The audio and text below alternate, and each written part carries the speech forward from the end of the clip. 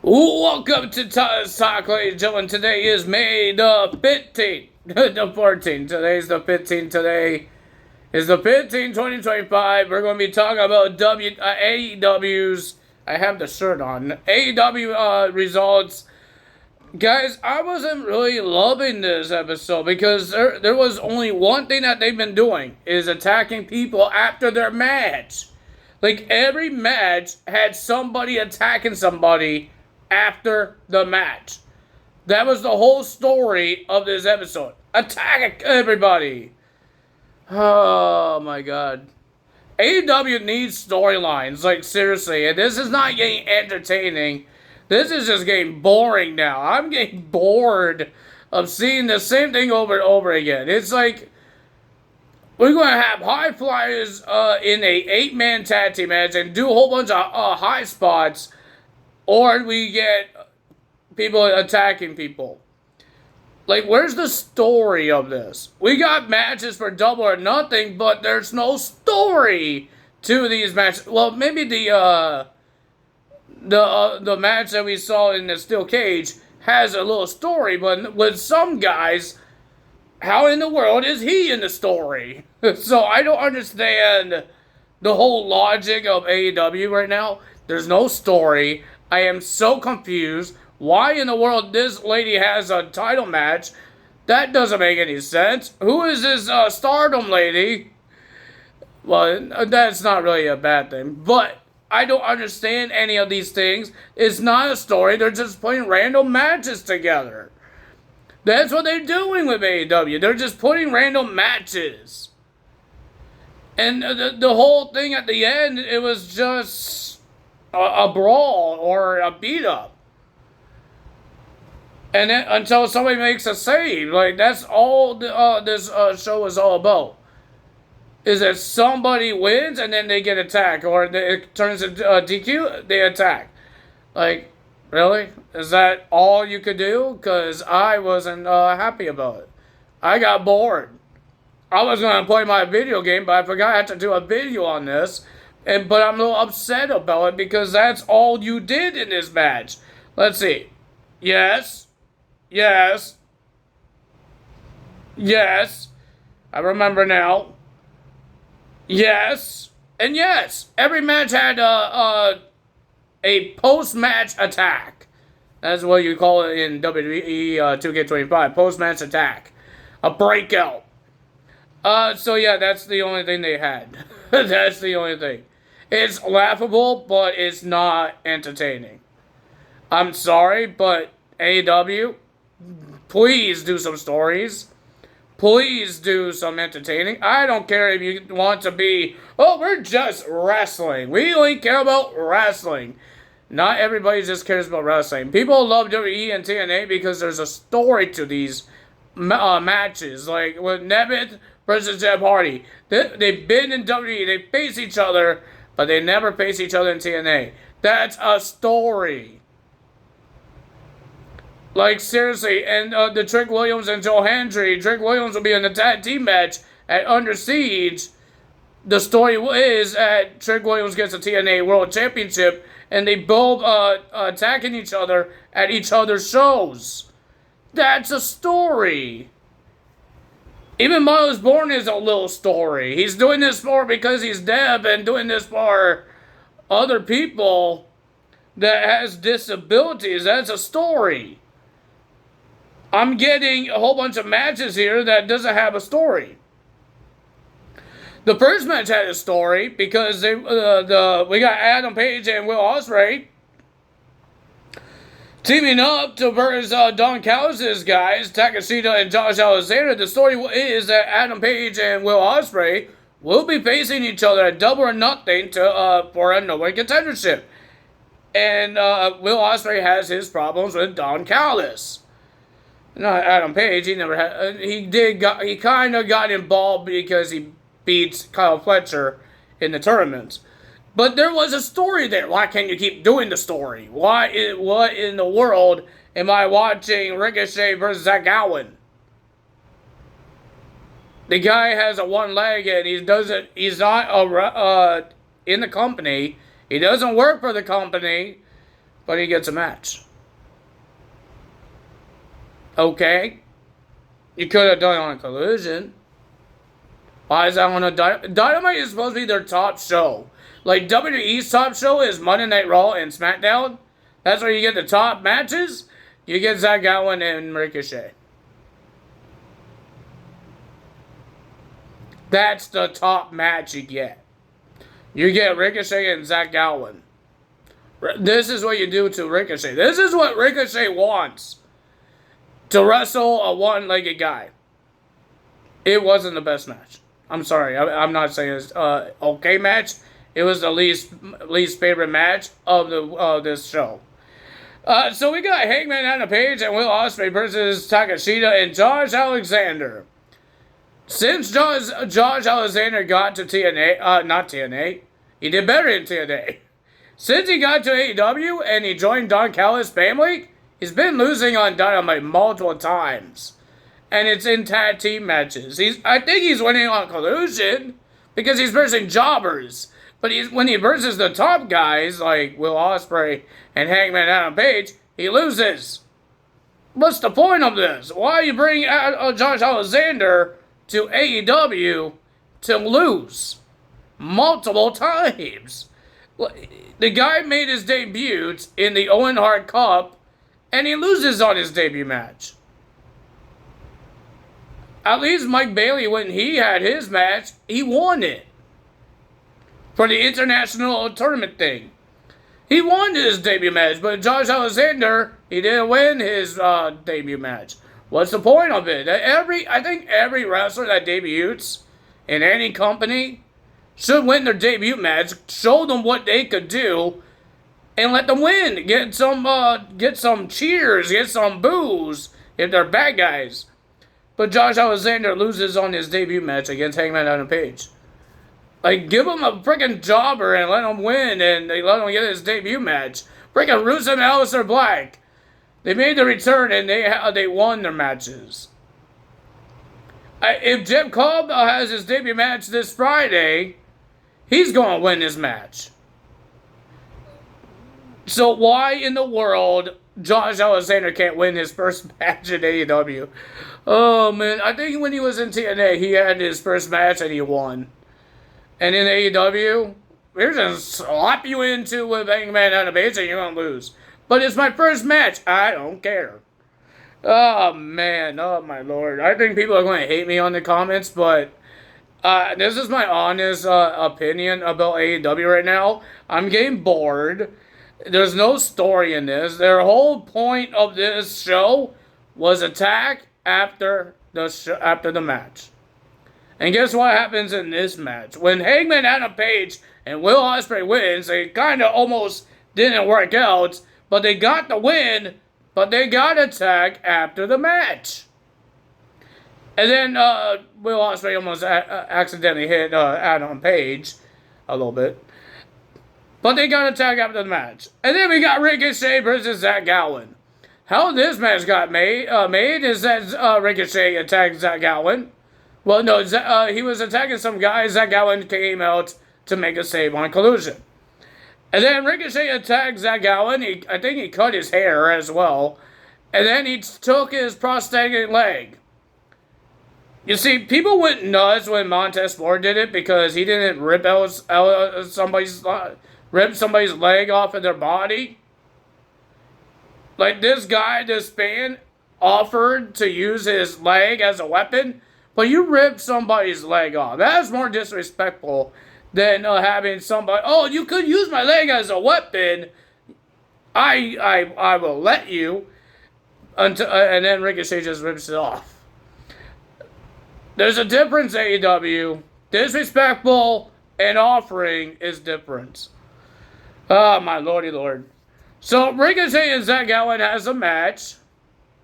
It was okay, I guess.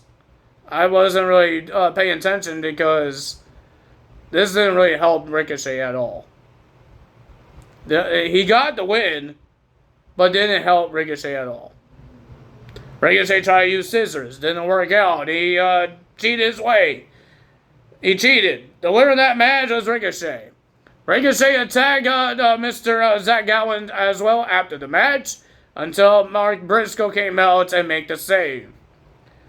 That's 2 post-match attacks.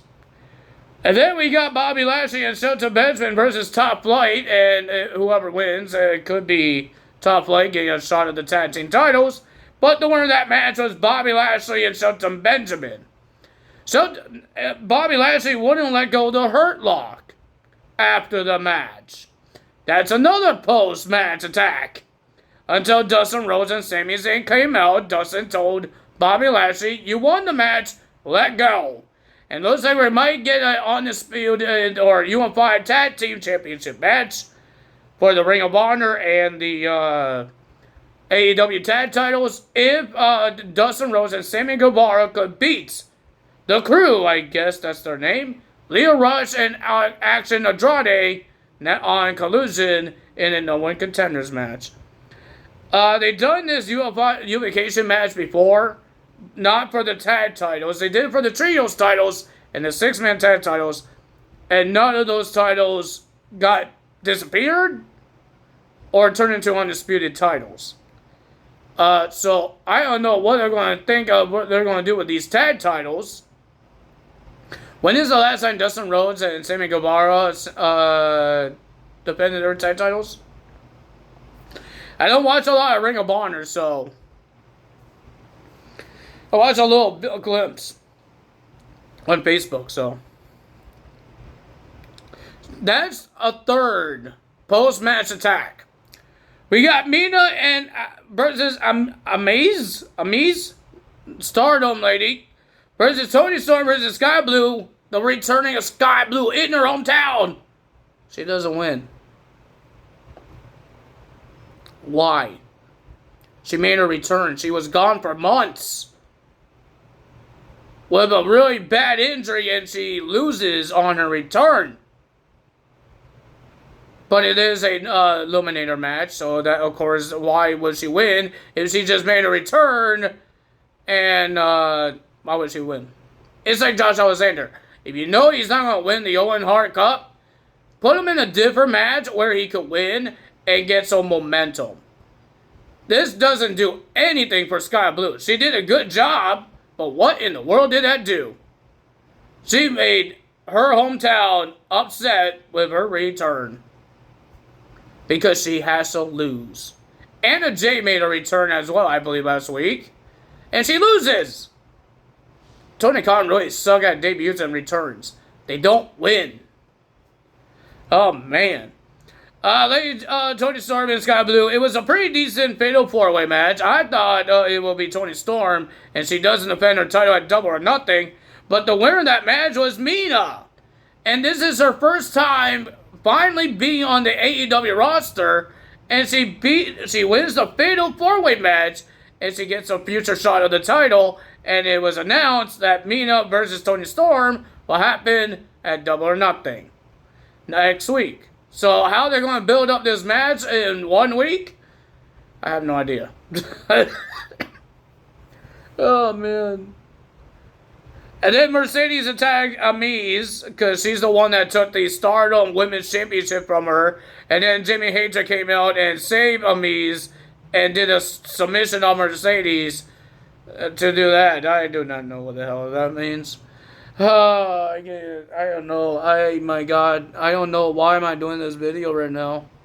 I wasn't really smiling. I never said go to anyone. I wasn't excited for this show. Oh my God. Oh, you guys gonna hate me for this video. You guys gonna hate me. If you guys AEW lovers, I'm sorry, but I'm not a big fan for this week. This week, nothing really good happened in this week. MJF had his answer for if he's going to be in the Hurt Syndicate. Ladies and gentlemen, Renee kind of freaked him out. They say no. What do you think they're going to do to you when they say no?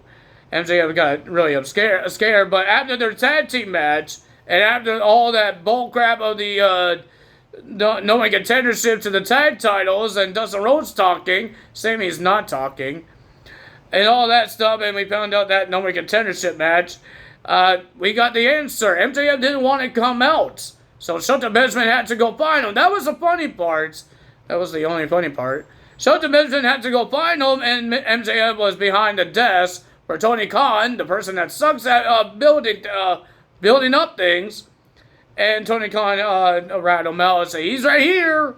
And Shelton Benjamin pushed him to the ring, and we got the answer. It's going to be a yes. I already knew that was going to be a yes. It took forever, but he's in the Hurt Syndicate, and it looks like he's going to have a contract signing next week to be part of Hurt Syndicate. And it looks like MVP is not happy that MJF has a lawyer to look at his contract. And MVP is not happy about that. Next, we have our main event. Jon Moxley versus Samoa Joe. Steel cage match for the world title. We still didn't get to see what's in this briefcase. Why is it in a briefcase? It's called a world title, you know that? I don't think Jon Moxley is a world champion. I never thought about it when he's holding a briefcase. He's not even holding the briefcase. Chauffeur is holding the briefcase. So he's not the world champion. She's the world champion. We don't even know if it's in that briefcase. Even the commentary says that we think the world title is in the briefcase. We don't know. Like, hello? Oh, man. So we didn't see the world title. We got Samoa Joe versus Jon Moxley. There was a lot of blood, mostly Jon Moxley's blood. The winner of that match was Jon Moxley retaining the title because of a New Japan Pro Wrestling guy. Gabe Kidd came out and slides the briefcase in and attacks Samoa Joe with the briefcase. John hits him with the briefcase. John wins the match, and then everybody is attacking Samoa Joe. Here comes the Young Bucks trying to get a handshake.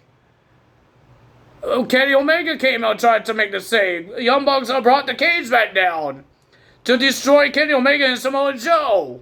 And then here comes Swerve Strickland coming out to save the day. And then he issues a challenge to the Death Riders or the Young Bucks, or I have no idea who's in this match, in the Anarchy in the arena match. That's pretty cool. I think that would be an more interesting match than this whole show. Oh man, guys, I don't know what to say about this show. I wasn't really excited.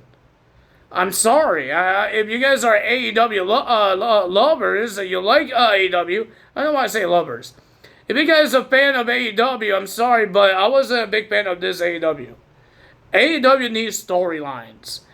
If they're going to do pay-per-views and you want people to buy your pay-per-view, you have to make it worth it. Like, seriously, you need to make a storyline. If you're all about wrestling, screw the pay-per-views. Stop making people pay for them. Because who the heck is going to pay for it if there's no story? They're just watching people wrestle. Oh, man. At least Backlash, there was story in every single match. And there was surprises like Jeff Cobb. And there was a story in it, too. Because Solo said he has a plan. He asked Jacob, what's the plan? Jacob didn't have a plan. Solo had a plan. And it's still part of the Solo and Jacob Fatu story. And Jeff Cobb is going to be part of the story now. But there's no story of this Anarchy match now. Well, there is a story, but not with Gabe Kidd. I don't know he's in the match. I don't know who's in the match. I looked it up on Wikipedia. It says Swerve Strickland and the Ops versus the Death Riders. Isn't there, like, supposed to be 4 people? Why is the women there? I saw Will Nightingale and Chauffeur. They're not going to be in the match. What's the point of them being in this story? If they're not going to be in the match, I have no idea. I am so confused, guys. I'm confused. I don't know what to say. I got confused. The whole thing. What else we forgot? That's it, I believe. That's all for today. If you guys enjoyed this video, hit the like button, leave a comment below, hit the subscribe button, hit that notification bell. We got our first DLC. Well, not fully, but we got our DLC. I think it's pretty cool to see, and people are happy. Because Stephanie McCurry has her move. It's not her signature. It's something with a devil in it, right? Something with a devil in it. I forgot the name of the move, but it's in the game. It's just not her signature. I would check it. I even check her signature as well. I check all the new moves.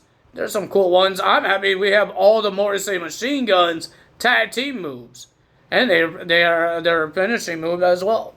I believe we got some new ones as well. That's not part of the DLC because you got a patch with it as well. We got a patch and we got a DLC. Normally they do patches the day before DLCs, but the patch came out first and then the DLC. I did not wait until the patch was loading. I installed the DLC and I had to wait until my thing was updating. I'm like, oh, come on, seriously? I should have waited for that, but I didn't.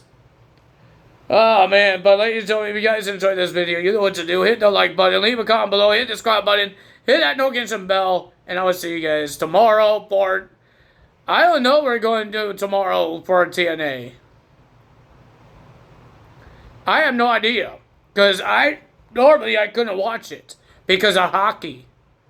So we don't know if we're going to be able to watch it this week because of hockey. Hockey's still going on. My dad said another month I won't be able to watch TNA. So because of hockey, he's a hockey guy. He loves hockey, so he knows I believe him that it's true. I'm not a hockey guy, so I don't know how long this is supposed to be. But my dad said it will be a month. That means a couple weeks now. He said this a couple weeks ago. So yeah, I don't know when we're going to be doing another TNA results. We know that Lions will be on TNA this week. She will be teaming up with somebody. I forget who it was, but she's teaming up with somebody. Zaya Brookside versus Rosemary. I don't think Trick Williams is supposed to be there. Is he supposed to be there? I have no idea. That's their big feud right now. I believe that's it. That I know of. And Frankie Kazarian is going to open his big mouth again about Under Siege. So I don't know. I think that would be more entertaining to watch than watch freaking AEW doing the same thing over and over again. Attack after the match. That's all for today. Tell us out. Bye.